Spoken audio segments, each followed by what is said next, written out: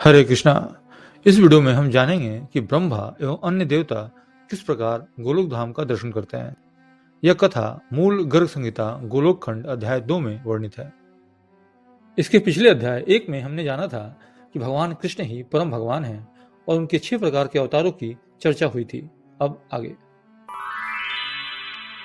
श्री नारद जी कहते हैं, जिस मनुष्य की जीव होते हुए भी वह भगवान श्री कृष्ण का कीर्तन नहीं करता, वह ऐसा है जैसे किसी को मोक्ष की सीढ़ी तो मिल जाए लेकिन वह उस पर चढ़ने की कोशिश ही न करे।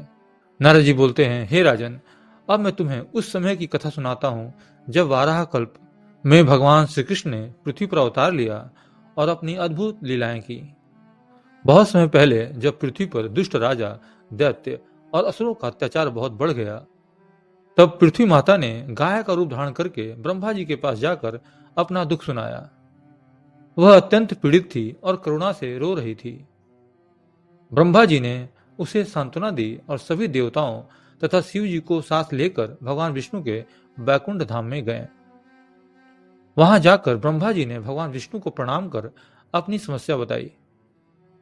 भगवान विष्णु ने कहा, ब्रह्मा, साक्षात भगवान श्री कृष्ण ही अनगिनत ब्रह्मांडों के स्वामी हैं और उनकी लीलाएं अनंत हैं। केवल उनकी कृपा से ही यह समस्या हल हो सकती है।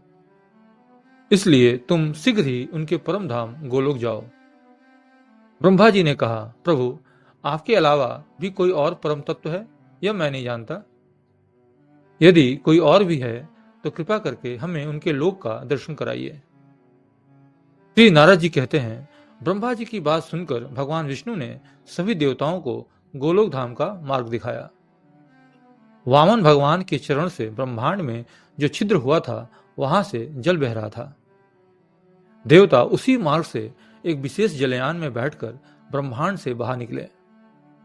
जब वे ऊपर पहुंचे तो उन्होंने नीचे ब्रह्मांड को एक गोल फल की तरह लटका हुआ देखा। वहां उन्होंने और भी कई ब्रह्मांड देखे जो पानी में तैरते हुए प्रतीत हो रहे थे। यह देख सभी देवता आश्चर्यचकित रह गए। आगे बढ़ने पर उन्होंने 8 दिव्य नगर देखे जो रत्नों से बने वृक्षों से सुशोभित थे। वहां विरजा नदी का सुंदर तट था जो उज्जवल रेशमी वस्त्र की तरह चमक रहा था। आगे बढ़ते हुए वे एक अद्भुत नगर में पहुंचे जो करोड़ों सूर्यों की रोशनी से प्रकाशित था। उसकी ज्योति देखकर देवता अंधे से हो गए और आगे बढ़ने में असमर्थ हो गए। तब भगवान विष्णु ने उन्हें उस ज्योति को प्रणाम करने के लिए कहा।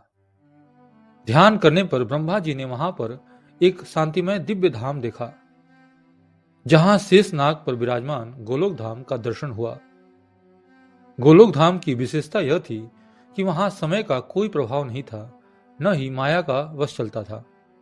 मन, बुद्धि, अहंकार और प्रकृति के तीनों गुण वहां नहीं पहुंच सकते थे।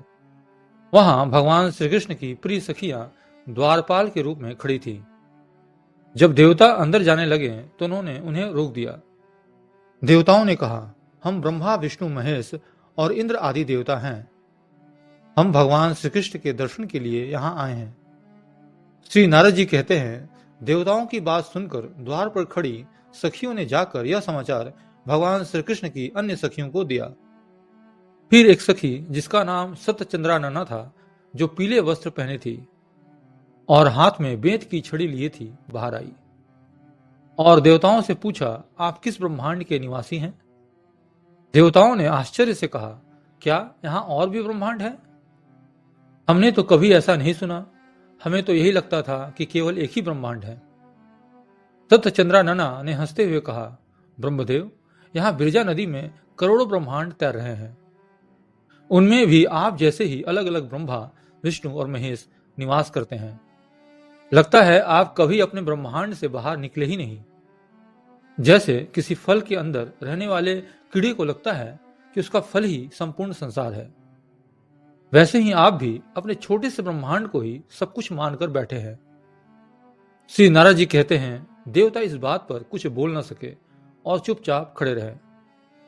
तब भगवान विष्णु ने कहा, हम उसी ब्रह्मांड के निवासी हैं जहां भगवान कृष्ण गर्भ का अवतार हुआ था और जहां वामन भगवान के नखों से ब्रह्मांड में छिद्र बन गया था। भगवान विष्णु की यह बात सुनकर सत्यचंद्रानना ने उनकी प्रशंसा की और भगवान श्री कृष्ण को सूचना देने चली गई। फिर वह लौटी और देवताओं को अंदर आने की अनुमति दी। जब देवता गोलोक धाम में पहुंचे तो उन्होंने वहां अद्भुत दृश्य देखा। वहां गोवर्धन पर्वत था जो गोपियों और गौओं से घिरा हुआ था। कल्प वृक्ष और सुंदर लताएं वहां की शोभा बढ़ा रही थी। रास मंडल उस स्थान को और भी दिव्य बना रहा था। यमुना जी की श्यामल धारा वहां बह रही थी और उसके किनारे सुंदर महल बने हुए थे। वहां वृंदावन का दिव्य वन था जिसमें पंछी मधुर गान कर रहे थे और वंशी वट से उसकी शोभा और बढ़ रही थी। वृंदावन के बीच में निज निकुंज नामक एक स्थान था जो 4 दीवारी और खाइयों से घिरा था। वहां के आंगन लाल रंग के वट वृक्षों से सुशोभित थे। दीवारें पद्मराग मणियों से बनी थीं और छतों पर चमकते हुए चंदोवे लगे थे।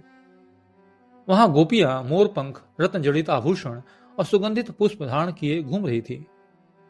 मधुर संगीत और नुपुरों की झंकार चारों ओर गूंज रही थी। वहां लाखों गौएं विचरण कर रही थी जो अलग अलग रंगों की थी, सफेद, काली, पीली, लाल और चितकबरी। उसके सींगों पर सोना मढ़ा था और उनके शरीर से प्रकाश निकल रहा था। उनके बीच में बड़े बड़े सुंदर सांड भी घूम रहे थे। उन गौओं की देखभाल करने वाले ग्वाले भी अत्यंत सुंदर थे और वे श्री कृष्ण की लीलाएं गाते हुए घूम रहे थे। इसके बाद देवता एक दिव्य कमल के पास पहुंचे। उसके 16 दलों के ऊपर एक और 8 दलों वाला कमल था। उसके ऊपर एक दिव्य सिंहासन था जिस पर भगवान श्री कृष्ण श्री राधा जी के साथ विराजमान थे। उनके चारों ओर 8 प्रमुख सखियां और 8 गोपाल सेवकों के रूप में उपस्थित थे। भगवान श्याम वर्ण के थे। उनके विशाल नेत्र कमल दल के समान थे। वे पीले वस्त्र धारण किए हुए थे और उनके गले में वनमाला सुशोभित थी। वे हाथ में बांसुरी लिए मंद मंद मुस्कुरा रहे थे। उनके मुखमंडल की शोभा अपार थी। भगवान श्री कृष्ण के इस दिव्य रूप को देखकर देवता भाव विभोर हो गए और उनकी आंखों से प्रेमाश्रु बहने लगे। उन्होंने अत्यंत श्रद्धा और प्रेम से हाथ जोड़कर भगवान श्री कृष्ण को प्रणाम किया। इस प्रकार श्री गर्ग संहिता में गोलोक खंड के अंतर्गत नारद बहुलास्व संवाद में श्री गोलोक धाम का वर्णन नामक दूसरा अध्याय पूरा हुआ। अगले भाग में अध्याय 3 पर हम चर्चा करेंगे जिसमें श्री कृष्ण इस संसार में अवतरित होने का संकल्प लेते हैं। कृपया इस चैनल को सब्सक्राइब करना न भूलें। आपका धन्यवाद। हरे कृष्णा।